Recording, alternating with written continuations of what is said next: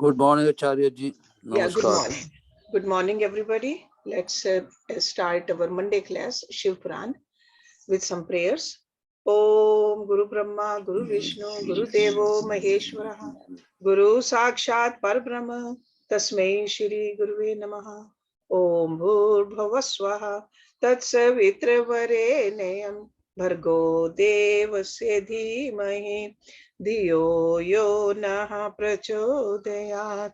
अस्तो मा सद्गम्या तमसो मा ज्योतिर्गम्या मृत्योर्मा अमृतं गम्या ओम सेनावतु सेनोभुनक्तु सवीर्यं कर्वावहि तेजस्विनावधीतमस्तु मा विद्विषावहि ओम शांति शांति Shanti Om. Okay, let's open our Shiv Purana. And we are on Adhyay 19. Okay. And page number 86. पार्थिव लिंग के निर्माण की रीति तथा वेद मंत्रों द्वारा उसके पूजन की विस्तृत एवं संक्षिप्त विधि का वर्णन. Okay, Parthiv means anything which has come out of Prithvi. Okay, anything made by the nature.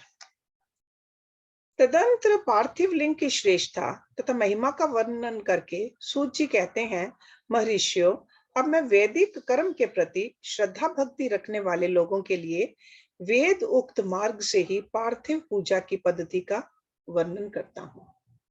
ये पूजा भोग और मोक्ष दोनों को देने वाली है. आहनिक सूत्रों में बताई हुई विधि के अनुसार विधि पूर्वक स्नान और संध्या उपासना करके पहले ब्रह्म यज्ञ करें. तत्पश्चात देवताओं, ऋषियों, सनकादि मनुष्यों और पितरों का तर्पण करें. अपनी रुचि के अनुसार संपूर्ण नित्य कर्म को पूर्ण करके शिव स्मरण पूर्वक भस्म तथा रुद्राक्ष धारण करें. तत्पश्चात संपूर्ण मनोवांछित फल की सिद्धि के लिए ऊंची भक्ति भावना के साथ उत्तम पार्थिव लिंग की वेदोक्त विधि से भली भांति पूजा करें. नदी या तालाब के किनारे, पर्वत पर, वन में, शिवालय में अथवा और किसी पवित्र स्थान में पार्थिव पूजा करने का विधान है. ब्राह्मणों, शुद्ध स्थान से निकाली हुई मिट्टी को यत्न पूर्वक लाकर बड़ी सावधानी के साथ शिवलिंग का निर्माण करें. ब्राह्मण के लिए श्वेत, क्षत्रिय के लिए लाल, वैश्य के लिए पीली और शूद्र के लिए काली मिट्टी से शिवलिंग बनाने का विधान है, अथवा जहां जो मिट्टी मिल जाए उसी से शिवलिंग बनाए. शिवलिंग बनाने के लिए प्रयत्न पूर्वक मिट्टी का संग्रह करके उस शुभ मृतिका को अत्यंत शुद्ध स्थान में रखें. फिर उसकी शुद्धि करके जल से सान कर पिंडी बना ले और वेदोक्त मार्ग से धीरे धीरे सुंदर पार्थिव लिंग की रचना करें. तत्पश्चात भोग और मोक्ष रूपी फल की प्राप्ति के लिए भक्ति पूर्वक उसका पूजन करें.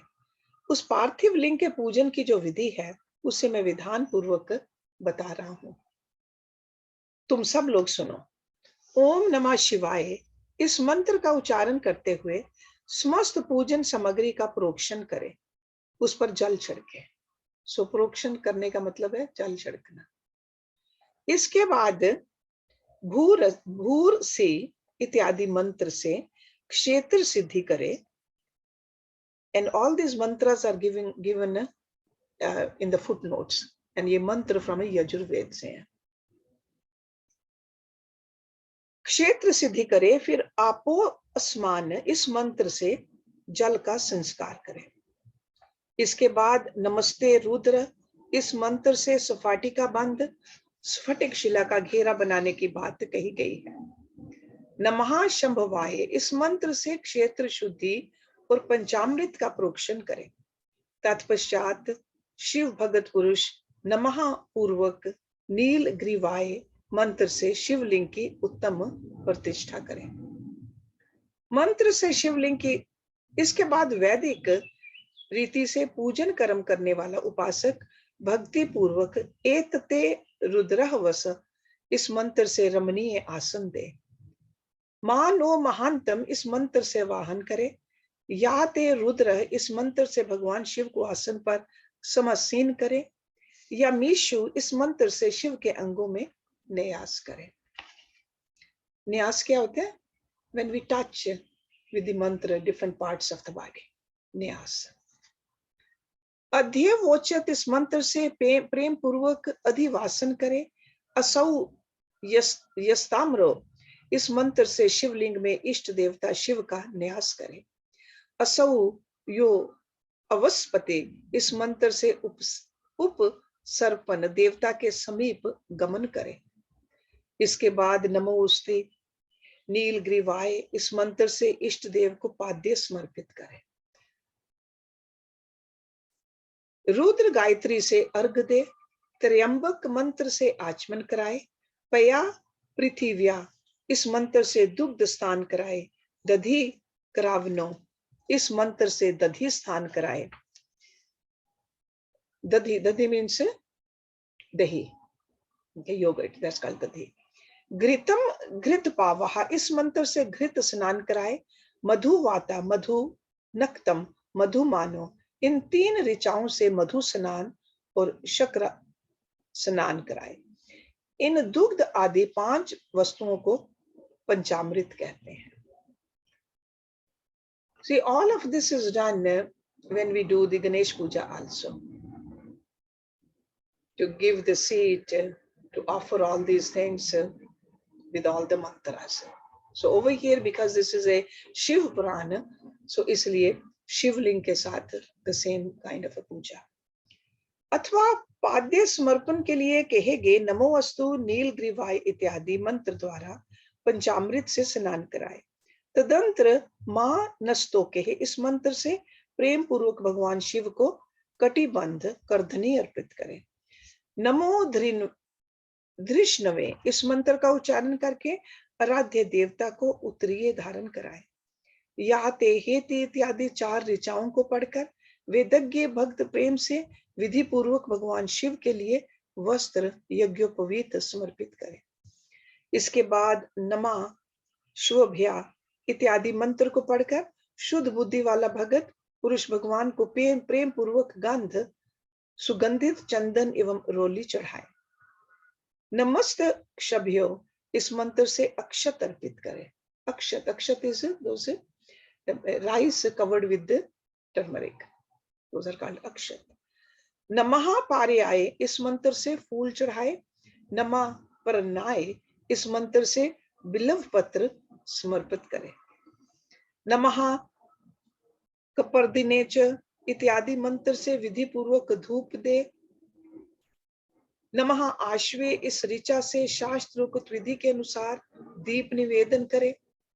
तत्पश्चात हाथ धोकर नमो ज्येष्ठाय इस मंत्र से उत्तम नैवेद्य अर्पित करें। नैवेद्य क्या होता है?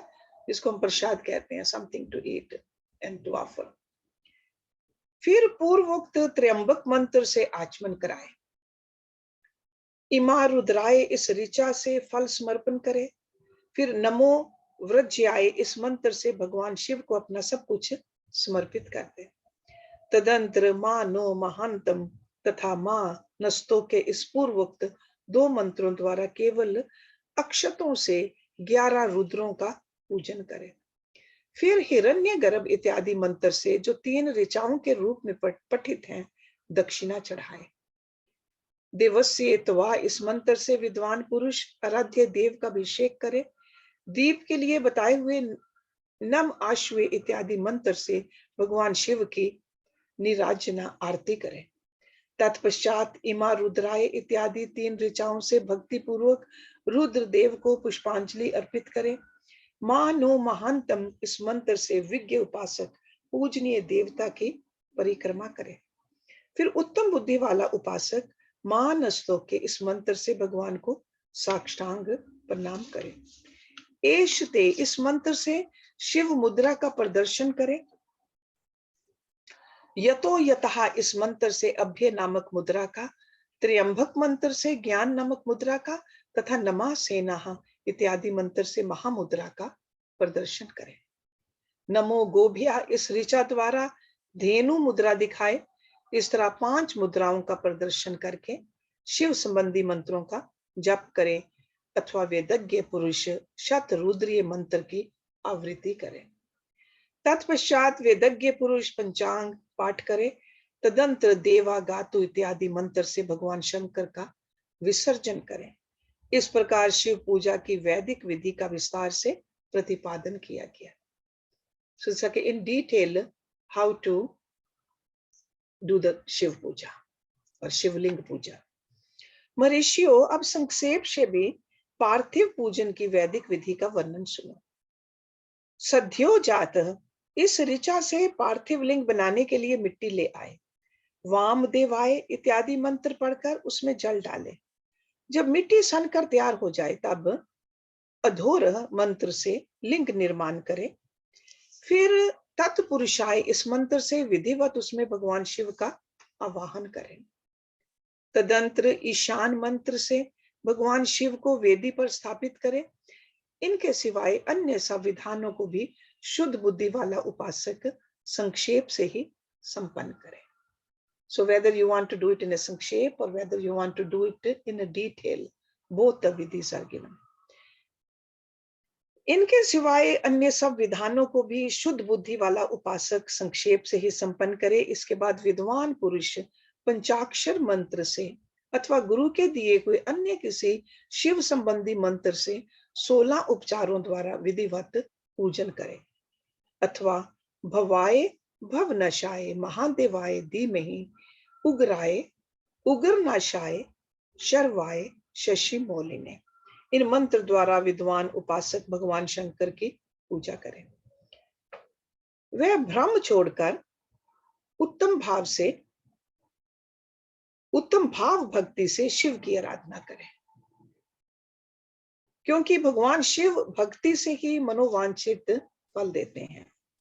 ब्राह्मणों, यहाँ जो वैदिक विधि से पूजन का क्रम बताया गया है, इसका पूर्ण रूप से आदर करता हुआ मैं पूजा की एक दूसरी विधि भी बता रहा हूं, जो उत्तम होने के साथ ही सर्वसाधारण के लिए उपयोगी है। मुनिवरों, पार्थिव लिंग की पूजा भगवान शिव के नामों से बताई गई है। वह पूजा संपूर्ण अभीष्टों को देने वाली है। मैं उसे बताता हूं, सुनो। हर, महेश्वर, शंभु, शूलपाणी, पिनाकदृक, शिव, पशुपति और महादेव, ये क्रमशः शिव के 8 नाम कहे गए हैं। इनमें से प्रथम नाम के द्वारा अर्थात ओम हराय नमः का उच्चारण करके पार्थिव लिंग बनाने के लिए मिट्टी लाए। दूसरे नाम अर्थात ओम महेश्वराय नमः का उच्चारण करके लिंग निर्माण करे। फिर ओम शंभवे नमः बोलकर उस पार्थिव लिंग की प्रतिष्ठा करें।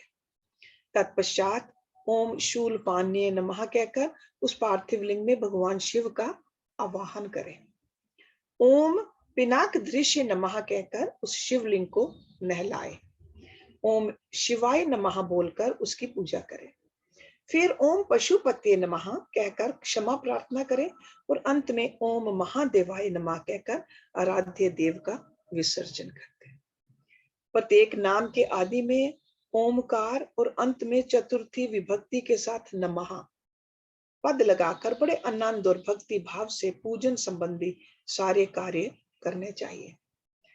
षटअक्षर मंत्र से अंग न्यास और कर न्यास की विधि भली भांति संपन्न करके फिर नीचे लिखी अनुसार ध्यान करें। And I told you earlier, न्यास means touching different parts of the body with the help of the water.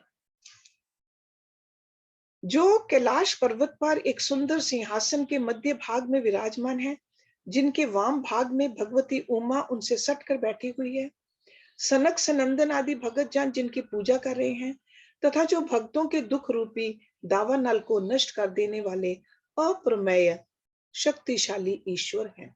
अप्रमेय क्या होता है? विद काउंटलेस मेरिट्स, अप्रमेय। उन विश्व विभूषण भगवान शिव का चिंतन करना चाहिए। भगवान महेश्वर का प्रतिदिन इस प्रकार ध्यान करें, उनकी अंग कांति चांदी के पर्वत की भांति गौर है। वे अपने मस्तक पर मनोहर चंद्रमा का मुकुट धारण करते हैं। रत्नों के आभूषण धारण करने से उनका श्री अंग और भी उद्भासित हो उठा है। उनके 4 हाथों में क्रमशः परशु, मृग मुद्रा, वर एवं अभय मुद्रा सुशोभित है। परशु क्या होता है? इट्स लाइक एक्स, परशु, जैसे परशुराम अवतार है ना, ऑलवेज होल्ड्स एन एक्स। सो भगवान शिव एक हाथ में परशु, दूसरे हाथ में मृग मुद्रा। मृग मुद्रा is like when you keep your the pinky and the index finger up. So you'll always see Bhagwan Shiv keeping this mrig mudra. And then var is when they are dispensing a boon, vardena, aise, ashirvad dena. And then in the 4th hand, abhay mudra. It's just like a gesture of fearlessness. Ki daro mat. And it's always little on the side, like a fear gone. See, var is like this, abhay is like this. So 4 hands, 4 mudras. वे सदा प्रसन्न रहते हैं, कमल के आसन पर बैठे हैं और देवता लोग चारों ओर खड़े होकर उनकी स्तुति कर रहे हैं। उन्होंने वस्त्र की जगह व्याघ्र चर्म धारण कर रखा है। वे विश्व के आदि हैं, बीज कारण रूप हैं तथा सबका समस्त भय हर लेने वाले हैं। उनके 5 मुख हैं और प्रत्येक मुखमंडल में 3-3 नेत्र हैं। इस प्रकार ध्यान तथा उत्तम पार्थिव लिंग का पूजन करके गुरु के दिए हुए पंचाक्षर मंत्र का विधि पूर्वक जप करें। विप्रवरों, विद्वान पुरुष को चाहिए कि वह देवेश्वर शिव को प्रणाम करके नाना प्रकार की स्तुतियों द्वारा उनका स्तवन करे तथा शत रुद्रीय का पाठ करें। तत्पश्चात अंजलि में अक्षत और फूल लेकर उत्तम भक्ति भाव से निम्नंकित मंत्रों को पढ़ते हुए प्रेम और प्रसन्नता के साथ भगवान शंकर से इस प्रकार प्रार्थना करें। Again, we have lot of mantras in the footnotes over here. So if you are interested, you can do puja like that. सबको सुख देने वाले कृपा निधान भूतनाथ शिव, मैं आपका हूं। आपके गुणों में ही मेरे प्राण बसते हैं अथवा आपके गुण ही मेरे प्राण, मेरे जीवन सर्वस्व है।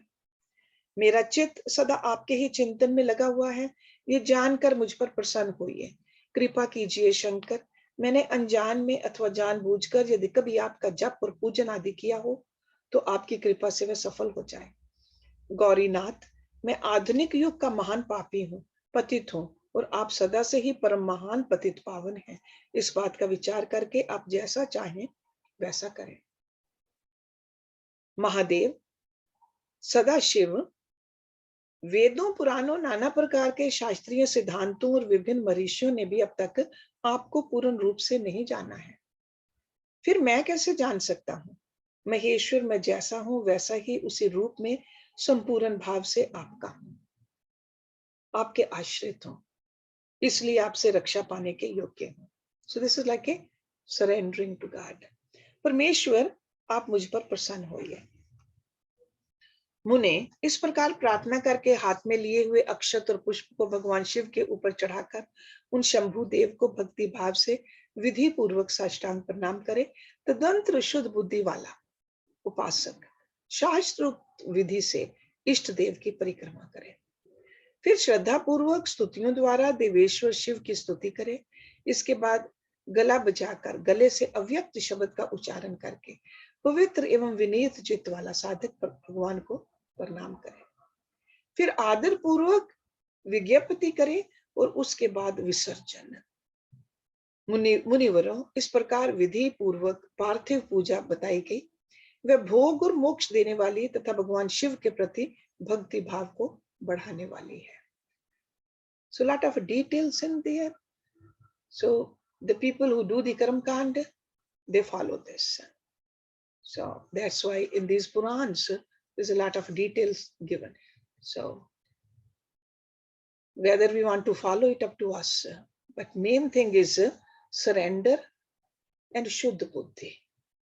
So whether we we are Shiva उपासक, और वेदर वी आर कृष्ण उपासक और राम उपासक और इवन निराकार ब्रह्म उपासक, शुद्ध बुद्धि and Shraddha is needed and surrender. Okay, so पार्थिव पूजा की महिमा, शिव नैवेद्य भक्षण के विषय में निर्णय और बिलव का महात्म्य। तदंतर ऋषियों के पूछने पर किस कामना की पूर्ति के लिए कितने पार्थिव लिंगों की पूजा करनी चाहिए, इस विषय का वर्णन करके सूत जी बोले, महर्षियों, पार्थिव लिंगों की पूजा कोटि कोटि यज्ञों का फल देने वाली है। कलयुग में लोगों के लिए शिवलिंग पूजन जैसा श्रेष्ठ दिखाई देता है, वैसा दूसरा कोई साधन नहीं है। यह समस्त शास्त्रों का निश्चित सिद्धांत है। शिवलिंग भोग और मोक्ष देने वाला है। लिंग 3 प्रकार के कहे गए हैं, उत्तम, मध्यम और अधम। जो 4 अंगुल ऊंचा और देखने में सुंदर हो तथा वेदी से युक्त हो, उस शिवलिंग को शास्त्रज्ञ महर्षियों ने उत्तम कहा गया है। उसे आधा मध्यम और उससे आधा अधम माना गया है। इस तरह 3 प्रकार के शिवलिंग कहे गए हैं। So based upon the size of the लिंग, जो उत्तर श्रेष्ठ है। ब्राह्मण, क्षत्रिय, वैश्य, शूद्र अथवा विलोम संकर कोई भी क्यों ना हो, वे अपने अधिकार के अनुसार वैदिक अथवा तांत्रिक मंत्र से सदा आदर पूर्वक शिवलिंग की पूजा करें। ब्राह्मणों, महर्षियों, अधिक कहने से क्या लाभ? शिवलिंग का पूजन करने में स्त्रियों का तथा अन्य सब लोगों का भी अधिकार है।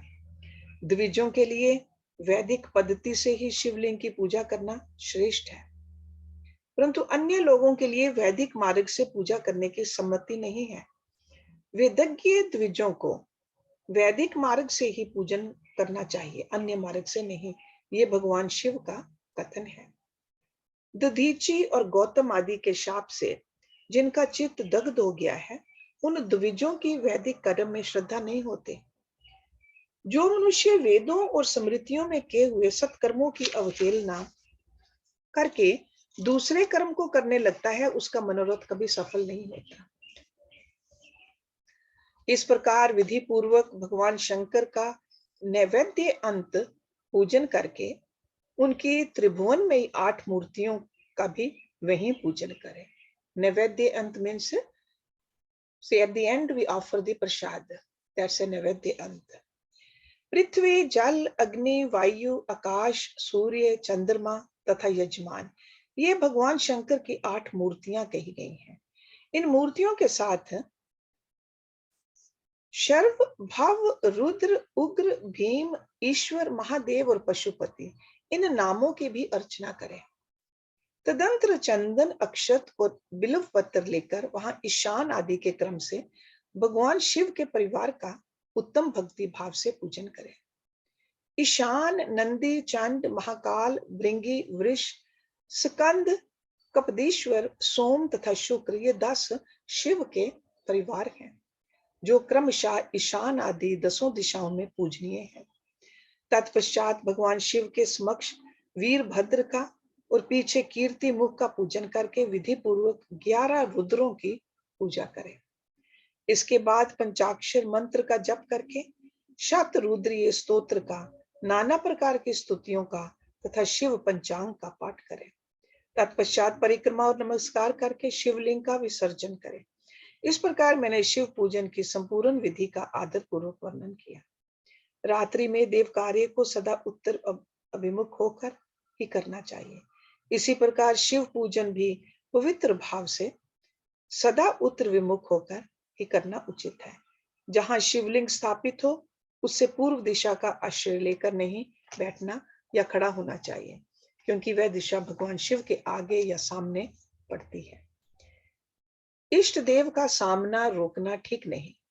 शिवलिंग से उत्तर दिशा में भी ना बैठें, क्योंकि उधर भगवान शंकर का वामांग है, जिसमें शक्ति स्वरूपा देवी उमा विराजमान है। पूजक को शिवलिंग से पश्चिम दिशा में भी नहीं बैठना चाहिए, क्योंकि वह आराध्य देव का पृष्ठ भाग है। पीछे की ओर से पूजा करना उचित नहीं, अतः अवशिष्ट दक्षिण दिशा ही ग्राह्य है, उसी का आश्रय लेना चाहिए। तात्पर्य ये कि शिवलिंग से दक्षिण दिशा में उत्तर विमुख होकर बैठे और पूजा करें। विद्वान पुरुष को चाहिए कि वह भस्म का त्रिपुंड लगाकर, रुद्राक्ष की माला लेकर तथा बिल्व पत्र का संग्रह करके ही भगवान शंकर की पूजा करे, इसके बिना नहीं। Tripund, last time we talked about, those are like a horizontal 3 lines as a tilak. मुनिवरों, Shiv पूजन आरंभ करते समय यदि भस्म न मिले तो मिट्टी से भी ललाट में त्रिपुंड अवश्य कर लेना चाहिए। ऋषि बोले, मुने, हमने पहले से ये बात सुन रखी है कि भगवान शिव का नैवेद्य नहीं ग्रहण करना चाहिए। इस विषय में शास्त्र का निर्णय क्या है, ये बताइए। साथ ही बिल्व का महात्म्य भी प्रकट कीजिए। सूत जी ने कहा, मुनियों, आप शिव संबंधी व्रत का पालन करने वाले हैं, अतः आप सबको शतशः धन्यवाद है। मैं प्रसन्नता पूर्वक सब कुछ बताता हूँ, आप सावधान होकर सुने।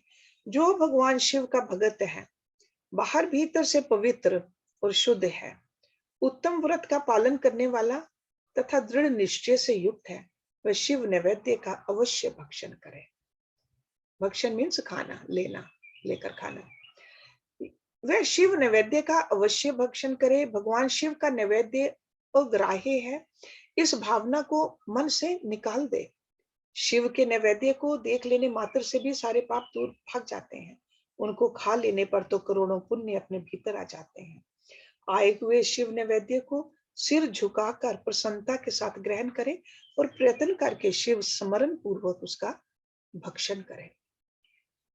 आए हुए शिव नैवेद्य को जो ये कहकर कि मैं इसे दूसरे समय में ग्रहण करूंगा, लेने में विलंब कर देता है, वह मनुष्य निश्चय ही पाप से बन जाता है।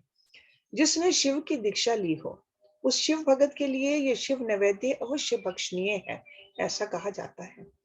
शिव की दीक्षा से युक्त शिव भगत पुरुष के लिए सभी शिवलिंगों का नैवेद्य शुभ एवं महाप्रसाद है, अतः वह उसका अवश्य भक्षण करे।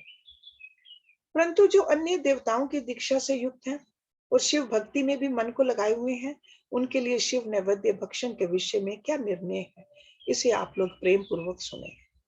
ब्राह्मणों, जहां से शाल ग्राम शिला की उत्पत्ति होती है, वहां के उत्पन्न लिंग में, रस लिंग में, पाषाण, रजत तथा स्वर्ण से निर्मित लिंग में, देवताओं तथा सिद्धों द्वारा प्रतिष्ठित लिंग में, केसर निर्मित लिंग में, स्फटिक लिंग में, रतन निर्मित लिंग में तथा समस्त ज्योतिर्लिंगों में विराजमान भगवान शिव के नैवेद्य का भक्षण चंद्रायन व्रत के समान पुण्यजनक है। ब्रह्म हत्या करने वाला पुरुष भी यदि पवित्र होकर शिव निर्माल्य का भक्षण करके उसे सिर पर धारण करे, तो उसका सारा पाप शीघ्र ही नष्ट हो जाता है। पर जहां चंड का अधिकार है, वहां तो शिव निर्माल्य हो, उसे साधारण मनुष्यों को नहीं खाना चाहिए। जहां चंड का अधिकार नहीं है, वहां के शिव निर्माल्य का सभी को भक्ति पूर्वक भोजन करना चाहिए। बाण लिंग, लोह निर्मित लिंग, सिद्ध लिंग, सिद्ध लिंग, जिन लिंगों की उपासना से किसी ने सिद्धि प्राप्त की है अथवा जो सिद्धों द्वारा स्थापित हैं, वे लिंग, स्वयंभू लिंग, इन सब लिंगों में तथा शिव की प्रतिमाओं, मूर्तियों में चंड का अधिकार नहीं है। जो मनुष्य शिवलिंग को विधि पूर्वक स्नान कराकर उस स्नान के जल का 3 बार आचमन करता है, उसके कायिक, वाचिक और मानसिक तीनों प्रकार के पाप यहाँ शीघ्र नष्ट हो जाते हैं। जो शिव नैवेद्य, पत्र, पुष्प, फल और जल अग्राह्य है, वह सब भी शाल ग्राम शिला के स्पर्श से पवित्र ग्रहण के योग्य हो जाता है। मुनीश्वरों, शिवलिंग के ऊपर चढ़ा हुआ जो द्रव्य है, वह अग्राह्य है। जो वस्तु लिंग स्पर्श से रहित है, अर्थात जिस वस्तु को अलग रखकर शिव जी को निवेदित किया जाता है, लिंग के ऊपर चढ़ाया नहीं जाता, उसे अत्यंत पवित्र जानना चाहिए। मुनिवरों, इस प्रकार नैवेद्य के विषय में शास्त्र का निर्णय बताया गया। अब तुम लोग सावधान हो, आदर पूर्वक बिल्व का महात्म्य सुनो। ये बिल्व वृक्ष महादेव का ही रूप है। देवताओं ने भी इसकी स्तुति की है फिर जिस किसी तरह से इसकी महिमा कैसे जानी जा सकती है। तीनों लोकों में जितने पुण्य तीर्थ प्रसिद्ध हैं, वे संपूर्ण तीर्थ बिलव के मूल भाग में निवास करते हैं। मूल मूल क्या होता है? रूट, जड़। जो पुण्य आत्मा मनुष्य बिलव के मूल में लिंग स्वरूप अविनाशी महादेव जी का पूजन करता है, वह निश्चय ही शिव पद को प्राप्त होता है। जो बिलव की जड़ के पास जल से अपने मस्तक को सींचता है, वह संपूर्ण तीर्थों में स्नान का फल पा लेता है और वही इस भूतल पर पावन माना जाता है। इस बिलव की जड़ के परम उत्तम थाले को जल से भरा हुआ देखकर महादेव जी पूर्णतया संतुष्ट होते हैं। जो मनुष्य गंध पुष्प आदि से बिलव के मूल भाग का पूजन करता है, वह शिव लोक को पाता है और इस लोक में भी इसकी सुख संतति बढ़ती है। जो बिलव की जड़ के समीप आदर पूर्वक दीपावली जलाकर रखता है, दीपावली मीन्स दिया जलाकर रखता है, वह तत्व ज्ञान से संपन्न हो भगवान महेश्वर में मिल जाता है। जो बिलव की शाखा थामकर हाथ से उसके नए पल्लव उतारता है और उनसे उस बिलव की पूजा करता है, वह सब पापों से मुक्त हो जाता है। जो बिलव की जड़ के समीप भगवान शिव में अनुराग रखने वाले एक भक्त को भी भक्ति पूर्वक भोजन कराता है, उसे कोटि गुना पुण्य प्राप्त होता है। जो बिलव की जड़ के पास शिव भक्त को खीर और घृत से युक्त अन्न देता है, वह कभी दरिद्र नहीं होता। ब्राह्मणों, इस प्रकार मैंने सांगोपांग शिवलिंग पूजन का वर्णन किया। ये प्रवृत्ति मार्गी तथा निवृत्ति मार्गी पूजकों के भेद से दो प्रकार का होता है। प्रवृत्ति मार्गी लोगों के लिए पीठ पूजा इस भूतल पर संपूर्ण अभिष्ट वस्तुओं को देने वाली होती है। प्रवृत्त पुरुष सुपात्र गुरु आदि के द्वारा ही सारी पूजा संपन्न करे और अभिषेक के अंत में अगहनी के चावल से बना हुआ नैवेद्य निवेदन करे। पूजा के अंत में शिवलिंग को शुद्ध संपुट में विराजमान करके घर के भीतर कहीं अलग रख दे। निवृत्ति मार्गी उपासकों के लिए हाथ पर ही शिव पूजन का विधान है। उन्हें भिक्षा आदि से प्राप्त हुए अपने भोजन को ही नैवेद्य रूप में निवेदित कर देना चाहिए। निवृत्त पुरुषों के लिए सूक्ष्म लिंग ही श्रेष्ठ बताया जाता है। वे विभूति से पूजन करें और विभूति को ही नैवेद्य रूप से निवेदित भी करें। पूजा करके उस लिंग को सदा अपने मस्तक पर धारण करें। So one thing you see that there are a lot of different ways to do puja also, depending upon your own inclination. So even शिवलिंग की पूजा या मूर्ति की पूजा या साकार की पूजा, निराकार की पूजा, all that is included in there. But one thing is must: शुद्ध बुद्धि, समर्पण, भक्ति. Okay? So that has to be there, no matter which way you do the puja. Okay? Next chapter, this is अध्याय 23. शिव नाम जप तथा भस्म धारण की महिमा, त्रिपुंड्र के देवता और स्थान आदि का प्रतिपादन। ऋषि बोले, महाभाग व्यास शिष्य सूत जी, आपको नमस्कार है। अब आप उस परम उत्तम भस्म महात्म्य का ही वर्णन कीजिए। भस्म महात्म्य, रुद्राक्ष महात्म्य तथा उत्तम नाम महात्म्य, इन तीनों का परम प्रसन्नता पूर्वक प्रतिपादन कीजिए और हमारे हृदय को आनंद दीजिए। सूत जी ने कहा, महर्षि, आपने बहुत उत्तम बात पूछी है। ये समस्त लोगों के लिए हितकारक विषय है।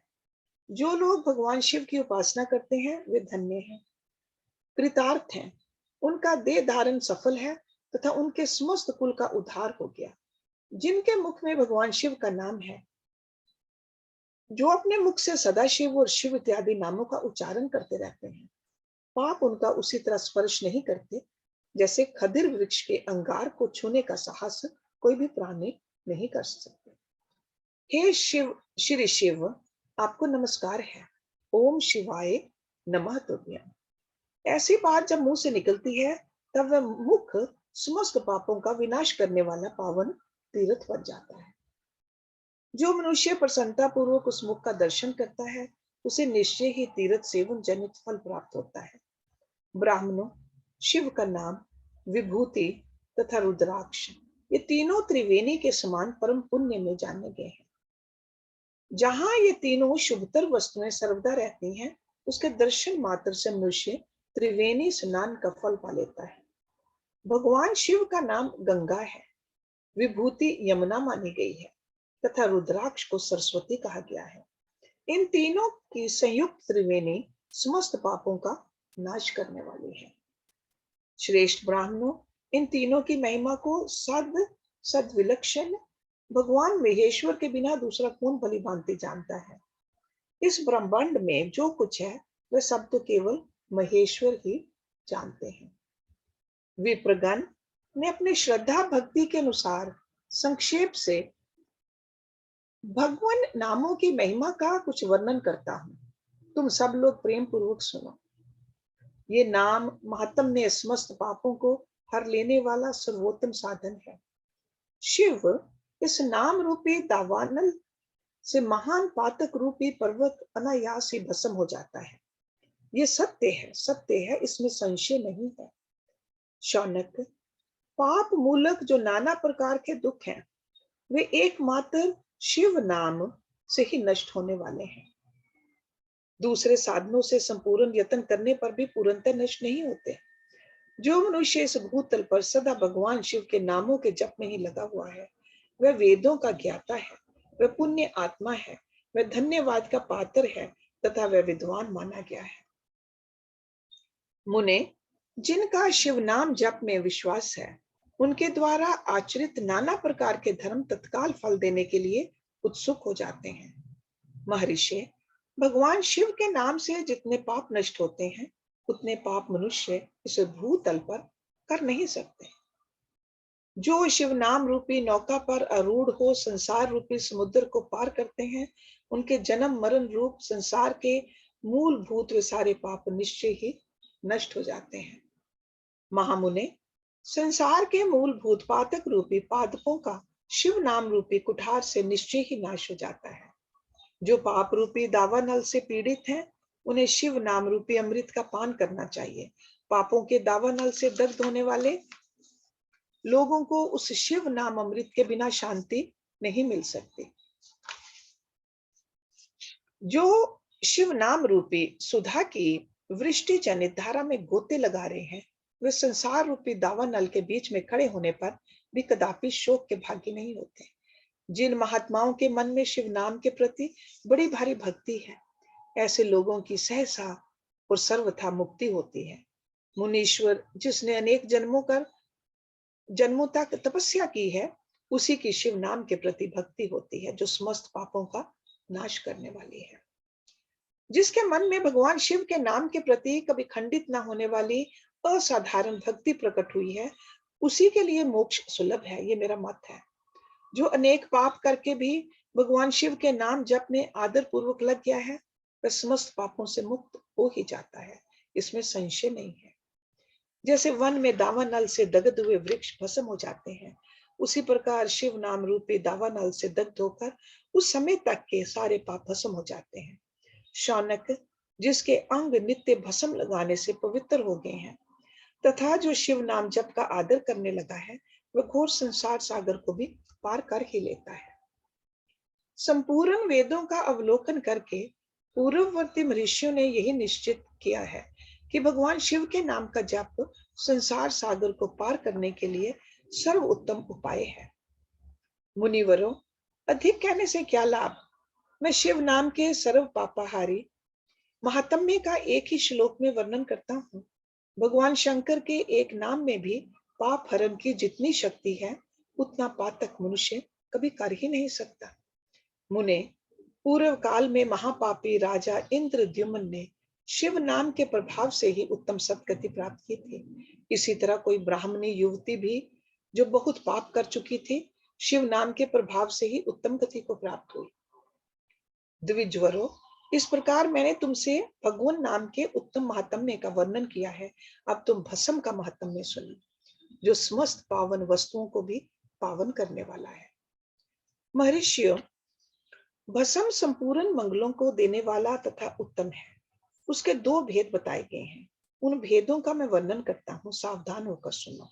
एक को महाभस्म जानना चाहिए, दूसरे को स्वल्प भस्म। स्वल्प मीन्स छोटा।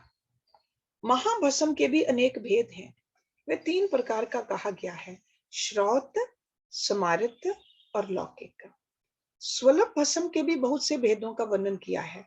श्रौत और स्मारित भस्म को केवल द्विजों के ही उपयोग में लाने के योग्य कहा गया है।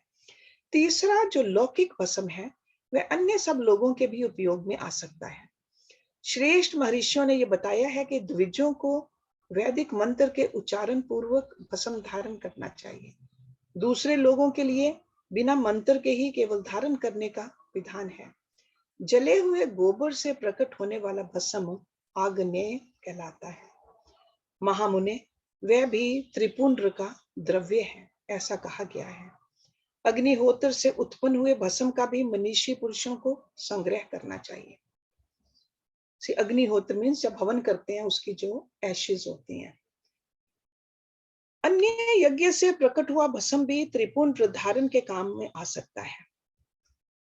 जाबाल उपनिषद में आए हुए अग्नि इत्यादि 7 मंत्रों द्वारा जल मिश्रित भस्म से धूलन, विभिन्न अंगों में मर्दन या लेपन करना चाहिए। महर्षि जाबाली ने सभी वर्णों और आश्रमों के लिए मंत्र से या बिना मंत्र के भी आदर पूर्वक भस्म से त्रिपुंड लगाने की आवश्यकता बताई है।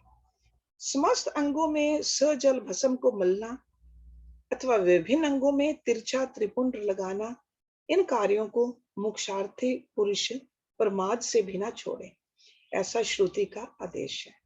सो प्रमाद क्या होता है? Laziness. Don't become lazy in doing this if you are a Shiva bhakt. भगवान शिव और विष्णु ने भी त्रियक त्रिपुंड धारण किया है। अन्य देवियों सहित भगवती उमा और लक्ष्मी देवी ने भी वाणी द्वारा इसकी प्रशंसा की है। ब्राह्मणों, क्षत्रियों, वैश्यों, शूद्रों, वनशंकरों तथा जाति भ्रष्ट पुरुषों ने भी उद्धूलन एवं त्रिपुंड के रूप में भस्म धारण किया है। इसके पश्चात भस्म धारण तथा त्रिपुंड की महिमा एवं विधि बताकर सूत जी ने फिर कहा, महर्षियों, इस प्रकार मैंने संक्षेप से त्रिपुंड का महात्म्य बताया है। यह समस्त प्राणियों के लिए गोपनीय रहस्य है, अतः तुम्हें भी इसे गुप्त ही रखना चाहिए। मुनिवरों, ललाट आदि सभी निर्दिष्ट स्थानों में जो भस्म से 3 तिरछी रेखाएं बनाई गई हैं, उन्हीं को विद्वानों ने त्रिपुंड कहा है। बाहों के मध्य भाग से लेकर जहां तक बाहों का अंत है, उतना बड़ा त्रिपुंड ललाट में धारण करना चाहिए। मध्यमा और अनामिका उंगली से जो रेखाएं करके बीच में अंगुष्ठ द्वारा प्रतिलोम भाव से की गई रेखा त्रिपुंड कहलाती है। अथवा बीच की 3 उंगलियों से भस्म लेकर यत्न पूर्वक भक्ति भाव से ललाट में त्रिपुंड धारण करना चाहिए। Like these 3, like that at the same time, all 3 fingers. Tripund अत्यंत उत्तम तथा भोग और मोक्ष को देने वाला है। त्रिपुंड की तीनों रेखाओं में से प्रत्येक के 9 देवता हैं, जो सभी अंगों में स्थित हैं। मैं उनका परिचय देता हूं, सावधान होकर सुनो। मुनिवरों, प्रणव का प्रथम अक्षर अकार, गार्हपत्य, अग्नि, पृथ्वी, धर्म, रजोगुण, ऋग्वेद, क्रिया शक्ति, प्रातः सवन तथा महादेव, ये त्रिपुंड की प्रथम रेखा के 9 देवता हैं। ये बात शिव दीक्षा प्रायण पुरुषों को अच्छी तरह समझ लेनी चाहिए। प्रणव का दूसरा अक्षर उकार, दक्षिणा अग्नि, आकाश, सप्तगुण, यजुर्वेद, मध्यम दिन संवन, इच्छा शक्ति, अंतरात्मा तथा महेश्वर, ये दूसरी रेखा के 9 देवता हैं। प्रणव का तीसरा अक्षर मकार, सिला के अ, उ एंड म, these are the he is talking about. आहवनीय अग्नि, परमात्मा, तमोगुण, द्युलोक, ज्ञान शक्ति, सामवेद, तृतीय संवन तथा शिव, ये तीसरी रेखा के 9 देवता हैं। इस प्रकार स्थान देवताओं को उत्तम भक्ति भाव से नित्य नमस्कार करके स्नान आदि से शुद्ध हुआ पुरुष यदि त्रिपुंड धारण करे तो भोग और मोक्ष को भी प्राप्त कर लेता है। मुनीश्वर, ये संपूर्ण अंगों में स्थान देवता बताए गए हैं। अब उनके संबंधी स्थान बताता हूँ, भक्ति पूर्वक सुनो। 32, 16, 8 अथवा 5 स्थानों में त्रिपुंड्र का न्यास करें। सो इधर 32 और 16 और 8 और 5। मस्तक, ललाट, दोनों कान, दोनों नेत्र, दोनों नासिका, मुख, कंठ, दोनों हाथों, दोनों कोहनी, दोनों कलाई, हृदय, दोनों पार्श्व भाग, नाभि, दोनों अंडकोश, दोनों उरु, दोनों गुल्फ, दोनों घुटने, दोनों पिंडली और दोनों पैर, ये 32 उत्तम स्थान है। इनमें क्रमशः अग्नि, जल, पृथ्वी, वायु, 10 दिक् प्रदेश, 10 दिक्पाल तथा 8 वसुओं का निवास है। धर, ध्रुव, सोम, आप, अनिल, अनल, प्रत्युष और प्रभास, ये 8 वसु कहे गए हैं। इन सब का नाम मात्र लेकर इनके स्थानों में विद्वान पुरुष त्रिपुंड्र धारण करे, अथवा एकाग्रचित हो 16 स्थान में ही त्रिपुंड्र धारण करे। मस्तक, ललाट, कंठ, दोनों कंधों, दोनों भुजाओं, दोनों कोनियों, दोनों कलाइयों में, हृदय में, नाभि में, दोनों पसलियों में तथा पृष्ठ भाग में त्रिपुंड्र लगाकर वहां दोनों अश्विनी कुमारों का, शिव, शक्ति, रुद्र, ईश तथा नारद का और वामा आदि 9 शक्तियों का पूजन करे। ये सब मिलकर 16 देवता हैं। अश्विनी कुमार 2 के गए हैं, नासत्य और दस्तर अथवा मस्तक, केश, दोनों कान, मुख, दोनों भुजा, हृदय, नाभि, दोनों उरु, दोनों जानू, दोनों पैर और पृष्ठभाग। इन 16 स्थानों में 16 त्रिपुंड्र का न्यास करें। मस्तक में शिव, केश में चंद्रमा, दोनों कानों में रुद्र और ब्रह्मा, मुख में विघ्नराज, गणेश, दोनों भुजाओं में विष्णु और लक्ष्मी, हृदय में शंभु, नाभि में प्रजापति, दोनों उरुओं में नाग और नाग कन्याएं, दोनों घुटनों में ऋषि कन्याएं, दोनों पैरों में समुद्र तथा विशाल पृष्ठ भाग में संपूर्ण तीर्थ देवता रूप से विराजमान है। इस प्रकार 16 स्थानों का परिचय दिया गया है। अब 8 स्थान बताए जाते हैं।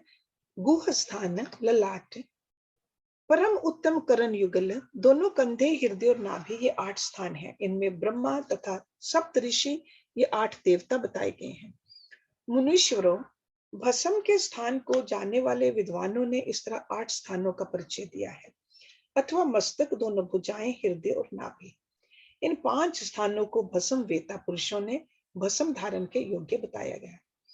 यथासंभव देश, काल आदि की अपेक्षा रखते हुए उद्भूलन, भस्म को अभिमंत्रित करना और जल में मिलाना आदि कार्य करें। यदि उद्धूलन में भी असमर्थ हो तो त्रिपुंड्र आदि लगाए। त्रिनेत्रधारी, तीनों गुणों के आधार तथा तीनों देवताओं के जनक भगवान शिव का स्मरण करते हुए नमः शिवाय कहकर ललाट में त्रिपुंड्र लगाए। ईशाभ्याम नमः ऐसा कहकर दोनों पार्श्व भागों में त्रिपुंड्र धारण करें। बीजाभ्याम नमः ये बोलकर दोनों कलाइयों में भस्म लगावे। पितृभ्याम नमः कहकर नीचे के अंग में, उमेशाभ्याम नमः कहकर ऊपर के अंग में, तथा भीमाय नमः कहकर पीठ में और सिर के पिछले भाग में त्रिपुंड लगाना चाहिए। So lot of details which may or may not apply to you, but to me just remembering that God is everywhere. So भस्म लगाने का यही मतलब है, okay, God is everywhere. So now in the next chapter, next week we'll read about रुद्राक्ष धारण की महिमा and उसके विविध भेदों का वर्णन, रुद्राक्ष. And I'm sure most of the people are more familiar with the Rudraksh, the mala, whether for chanting or whether for wearing. So we'll learn about that next week. Om Purnamada Purnamidam Purnat Purnamudachyate Purnasya Purnamadaya Purnameva Vashishyate. Om Shanti Shanti Shanti.